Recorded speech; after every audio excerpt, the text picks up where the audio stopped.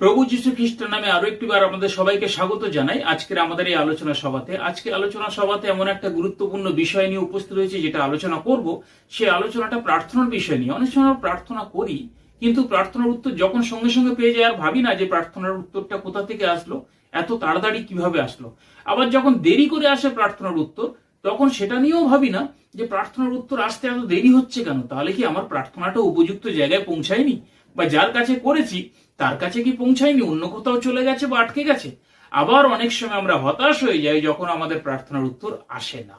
তাই আজকে খুব গুরুত্বপূর্ণ বিষয় নিয়ে উপস্থিত হয়েছি, যে কেন আসে না, আবার কেন দেরিতে আসে, আবার কি কারণের জন্য সঙ্গে সঙ্গে আমাদের প্রার্থনার উত্তর চলে আসে, আর কোথা থেকে আসে, সেই বিষয় নিয়ে আমরা আলোচনা করব। আবার দেখব যে আজকে যে টাইটেলটা আপনি দেখছেন, যে যীশু খ্রিস্ট সেই সমস্ত প্রার্থনার উত্তর দেন না। তাহলে যীশু খ্রিস্ট কোন প্রার্থনার উত্তর দেন না, সেই বিষয় নিয়ে আমরা আলোচনা করব।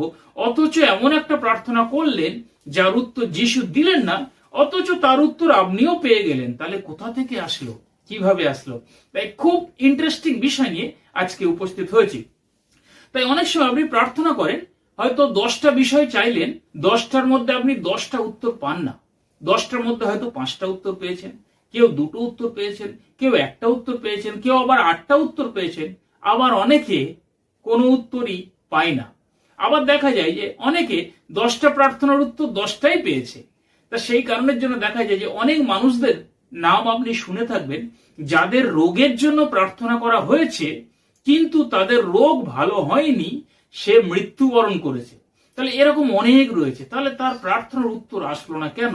অথচ যীশু খ্রিস্ট আমাদেরকে কি বলেছিলেন, যে আমার নামে, যদি আমার নামে আমার কাছে কিছু যাচনা করো, তবে আমি তাহা তোমাদিগকে দেব বা করিব, যেটা যোহন 14 অধ্যায় 14 পদে লেখা রয়েছে। তাই যিশুর নামে যখনই আমরা যিশুর কাছে কিছু চাইছি, সেই প্রার্থনার উত্তর যিশু দেবেন, তিনি প্রতিজ্ঞা করেছেন। তাহলে যারা যে প্রার্থনা চেয়েছিল তারা সুস্থ হয়নি, অথচ তারা মৃত্যুবরণ করেছেন, তাহলে তারা যিশুর কাছেই তো প্রার্থনা চেয়েছিল, তাহলে তারা প্রার্থনার উত্তর পেল না কেন? তা এই সমস্ত বিষয়, এর মধ্যে কি লুকিয়ে রয়েছে, কি গভীরতা লুকিয়ে রয়েছে, কি জটিলতা লুকিয়ে রয়েছে, আজকে তার উদ্ঘাটন করতে আমরা নেমেছি। তাই আসুন আমরা একটু একসঙ্গে দেখি যে এই বিষয়ের অর্থ প্রকৃতপক্ষে কি। যিশু বলছেন, আমার নামে আমার কাছে যদি তোমরা কিছু চাও, তাহলে আমি তাহা করিব। অথচ আজকের এই টাইটেলটা কেন এরকম হলো? যিশু উত্তর দেবেন না সেই প্রার্থনা, অর্থাৎ আপনি যে প্রার্থনা করছেন সেই প্রার্থনা যদি যিশুর কাছে না পৌঁছায়, তিনি উত্তরটা দেবেন কি করে? তাই কোথায় যাচ্ছে, কোথায় আটকে আছে, এবং যে উত্তর পাচ্ছি সেটা কোথা থেকে পাচ্ছি, সেই বিষয় নিয়ে আসুন আমরা দেখি। তাহলে অনেক সময় আপনি প্রার্থনা করছেন অথচ তার উত্তর পাচ্ছেন না। তাহলে এটা হচ্ছে কেন? কেননা যিশু তো বলেছিলেন যে তোমরা প্রার্থনা যদি আমার কাছে চাও, আমার নামে কিছু চাও আমার কাছে, আমি তাও দেব। তাহলে প্রার্থনা আপনি করছেন বা চাইছেন, তার উত্তর হচ্ছে না। আমরা দেখি এর ভেতরে সেই রহস্য। অনেক সুবিধাবাদীরা আছে যারা যীশু খ্রিস্টের এই বাক্যের আলোয় নিজেদের সুবিধাকে নিজেদের মতো করে তারা চেয়ে নেয়। যেমন কি রকম?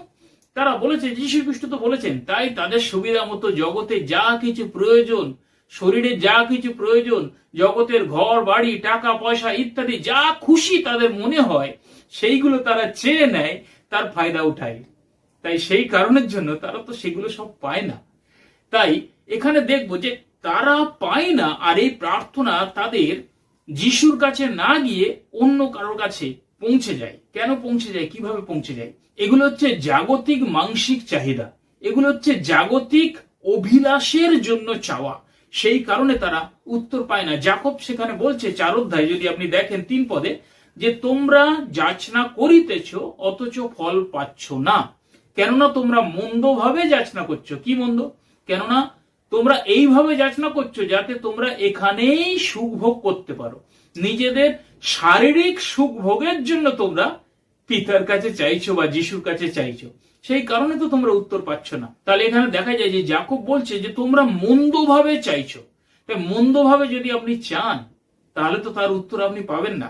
আবার যদি মথি 15 অধ্যায় আপনি যদি 8 পদ দেখেন, সেখানে দেখবেন যে এই কালের লোকেরা ওষ্ঠা ধরে আমার সমাধার করে, কিন্তু তাহাদের অন্তঃকরণ আমার থেকে অনেক দূরে থাকে। তো এখানে দেখা যায় যে মুখে চাইছে, যিশুর আরাধনা করছে, যিশুর প্রশংসা করছে, কিন্তু তাদের অন্তঃকরণ যিশু ভিত্তিক না, যিশুর থেকে অনেক দূরে। সেই কারণের জন্য তারা উত্তর পায় না। এবার প্রশ্ন হচ্ছে যে প্রার্থনা আমি চাইবো এবং তার উত্তর আমি পাবো, তার কন্ডিশন আছে বাইবেলে। এখানে বাইবেলে যদি দেখি, যোহন তার 15 অধ্যায় 7 পদে সেটা লিপিবদ্ধ করা রয়েছে, লেখা রয়েছে। এখানে 3টে কন্ডিশন দেখব, যে 3টের বিষয় দেখব। লেখা রয়েছে, যদি আমাতে থাকো, প্রথম বিষয়, তোমরা যদি আমাতে থাকো, প্রথম বিষয়। এবং দ্বিতীয় বিষয়, আমার বাক্য যদি তোমাদিগেতে থাকে। তৃতীয় বিষয়, তবে যাহা ইচ্ছা হয় তাহা যাচনা করিও, তোমাদের জন্য তাহা দেওয়া যাইবে বা করা যাইবে। তাহলে এখানে 3টে বিষয় দেখা যায়। যদি আমাতে থাকো, অর্থাৎ প্রথম কন্ডিশন, যিশুতে থাকতে হবে, যিশুতে অবশ্যই থাকতে হবে। এবার কিভাবে থাকবেন সেটা আজকে আলোচ্য বিষয় নয়, সেটা আমরা জানি যে যিশুতে থাকা মানে যিশুর আজ্ঞা সকল পালন করা, যিশু ভিত্তিক জীবন যাপন করা, রক্ত মাংস ভিত্তিক নয়, আত্মা ভিত্তিক জীবন যাপন করা। তা সেই কারণে এখানে ম্যাক্সিমাম মানুষ তারা ফেলিওর হয়। জাগতিকভাবে রক্ত মাংসের ভিত্তিতে তারা জীবন যাপন করে, অথচ বলে বেড়ায় আমি যিশুতে আছি, আমি যিশুর প্রশংসা করি, আমি যিশুর আরাধনা করি, প্রত্যেক রবিবার চার্চে যাই, প্রত্যেক দশমাংশ আমি দিই, প্রত্যেক ধন্যবাদের দান আমি দিই, ধন্যবাদের বিষয় আমি দিই, মন্ডলীকে ডোনেশন দিই, সাহায্য করি, অনেক মানুষের উপকার করে বেড়াই, তাদের ডেকে ডেকে ফোন করে করে প্রার্থনা করি। এই সমস্ত বিষয় তারা তুলে ধরে যে রক্ত মাংসে মানুষের কাছে ভালো দেখাবার জন্য তা করলেন, কিন্তু প্রকৃতপক্ষে আত্মার বশে না চলে, যীশু খ্রিস্টের উপরে নিজের জীবনের ভিত্তি স্থাপন না করে তারা মানুষকে খুশি করার জন্য তা করে। তাহলে তারা যিশুতে নেই। কিন্তু যদি আপনি এই সমস্ত বাদ দিয়ে আত্মাতে আপনি যিশুতে থাকেন, তার উপরে আপনার জীবনের ভিত্তি স্থাপন করেন, সেটাকে বলছে যে যদি তুমি আমাতে থাকো, দ্বিতীয় কন্ডিশন, এবং আমার বাক্য তোমার দিগেতে থাকে। তাহলে আমরা যদি যিশুতে থাকি, যিশুর বাক্য অটোমেটিক আমাদের জীবনে থাকবে। যিশুর বাক্য কি আমরা অনেক সময় বুঝতে পারি না যে কোনটা আসল বাক্য, কোনটা নকল বাক্য, কোনটা ঠিক কোনটা ভুল। অনেক মানুষ অনেকভাবে প্রচার করে বেড়াচ্ছে, বর্তমানে ভুল ভাল প্রচার করে বেড়াচ্ছে, যা নয় তাই বলে যাচ্ছে। তা সেই কারণের জন্য আপনি সেই সব বাক্যকেই যদি যিশুর বাক্য মনে করেন এবং সেটা মেনে নিয়ে চলেন, তাহলে কিন্তু আপনার অন্তরে সেই যিশুর বাক্যটা নেই। তাহলে যিশু কোনগুলো বাক্য বলেছিলেন, যিশু কোন বিষয়ে সমস্ত কিছু বলেছিলেন, সেইগুলো আপনাকে আগে চিনতে হবে, আর তার উপরে ভিত্তি স্থাপন করে আপনাকে এগিয়ে যেতে হবে। তবেই এখানে দ্বিতীয় কন্ডিশনে আপনি পাশ হয়ে যাবেন। তাহলে যিশুতে যদি থাকেন, যিশুতে থাকতে হবে আত্মিকভাবে। রক্ত মাংসের চিন্তা করলে হবে না, কি খাবো, কি পরবো, সুখ অবিলাস, থাকার জায়গা, গাড়ি বাড়ি ইত্যাদি, এই চিন্তা করলে হবে না। যিশু বলছেন আমার পিছনে আসলে তোমরা সবাই ঘৃণিত হইবে, তা আমার পিছনে হলে তোমরা এটা পাবে ওটা পাবে সেটা চিন্তা করো না। কেননা শিয়ালেরও থাকার গর্ত আছে, আকাশের পাখিদেরও থাকার বাসা আছে, মনুষ্য পুত্রের মাথা গোজার জায়গা নেই। তো এখানে দেখা যায় যে যিশুতে থাকলে যিশুর বাক্য আপনাতে থাকবে।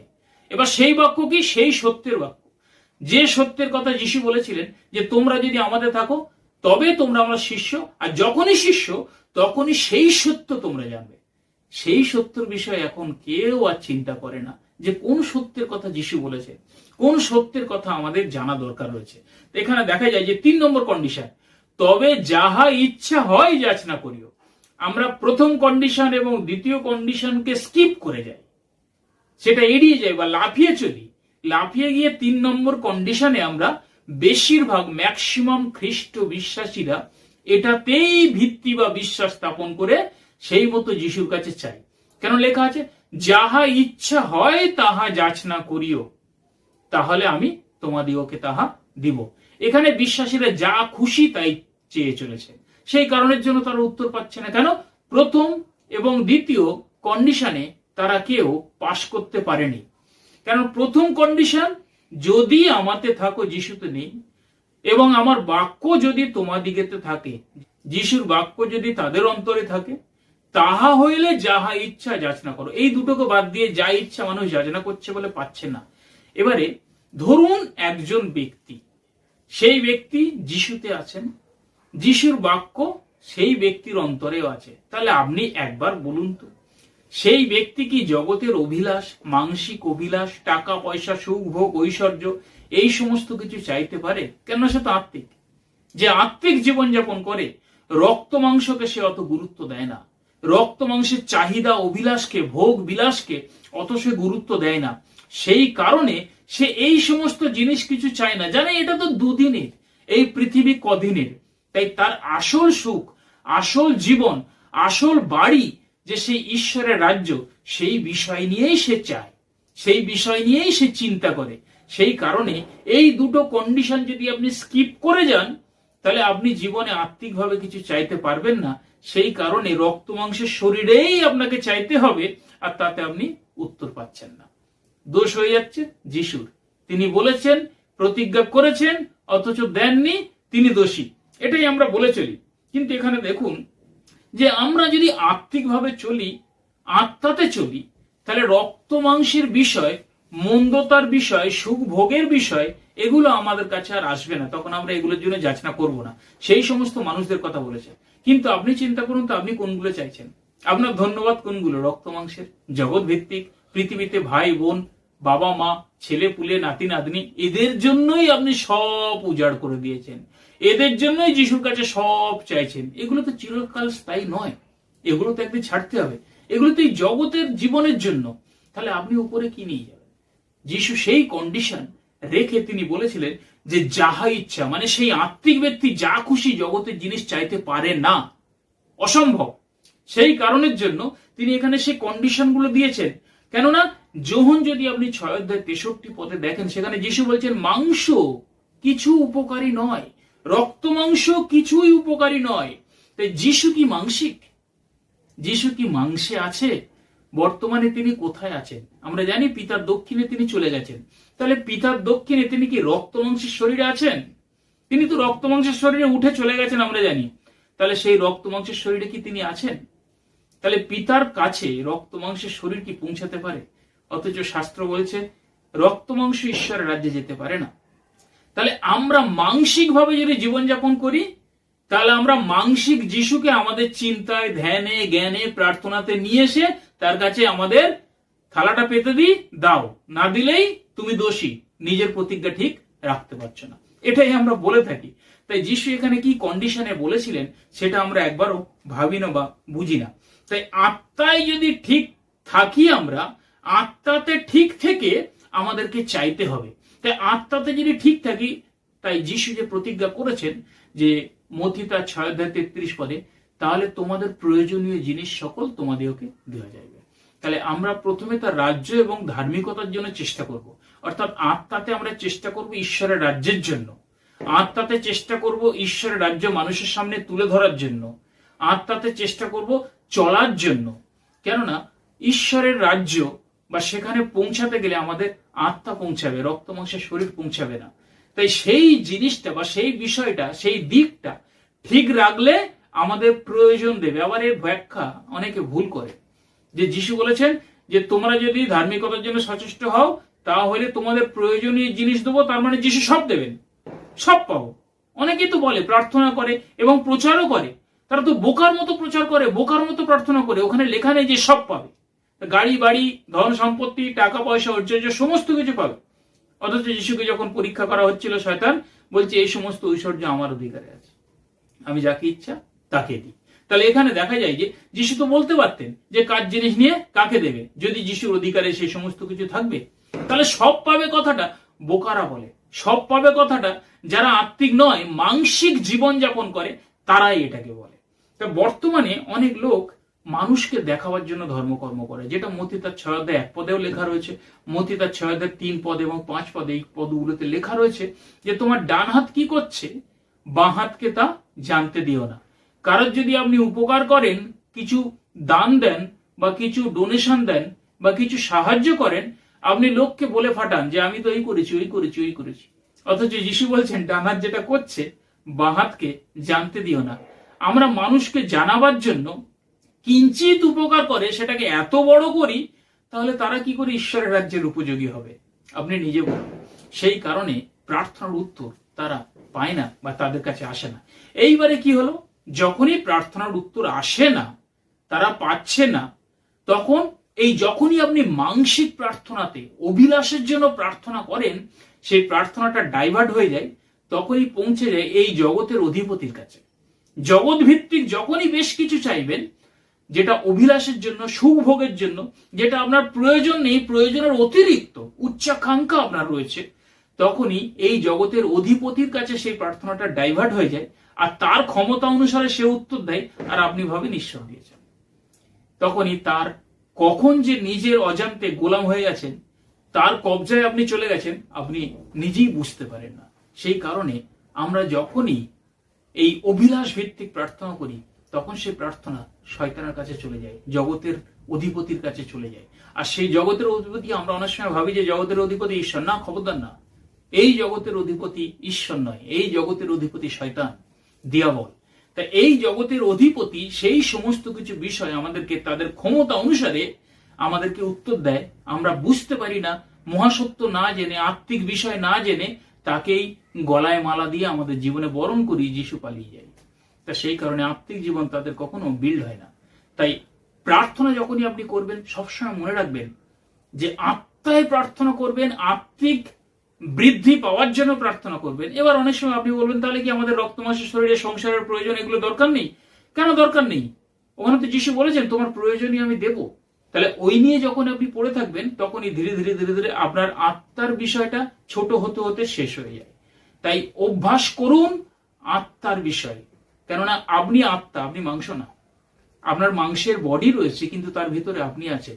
মাংসের বডিটা পোশাকের মতো, সে পোশাকটা ছেড়ে আপনাকে বেরিয়ে যেতে হবে। তার জন্যই সমস্ত চিন্তা ভাবনা করে কোনো লাভ নেই। তাই প্রার্থনার উত্তর আমরা এই কারণে পাই না, আর যিশু তাদের প্রার্থনার উত্তর দেয় না যারা কেবলমাত্র সুখ অভিলাষের জন্য যিশুর কাছে চাই। সেখানে কন্ডিশন, যিশুতে থাকতে হবে, যিশুর বাক্য তবে থাকবে আমাদের মধ্যে। আর তখনই আমরা মানসিক না, আত্মাতে উদ্দীপিত হয়ে আত্মিক বিষয় চাইব, অবশ্যই তিনি দেবেন। তাই আমরা যেন সেই মতো চলি। কেননা আমাদের জীবন এই পৃথিবী ভিত্তিক না, আমাদের জীবন ঐশ্বরিক, আমাদের জীবন ঈশ্বরের রাজ্যে যাবে। সেই কারণে সেটা আগে সচেষ্ট হই। তাই প্রভু আমাদের প্রত্যেককে সে শুভ বুদ্ধি দিক, জ্ঞান দিক, যেন আমরা সেই মতো আগে চলতে পারি। প্রভুর গৌরব।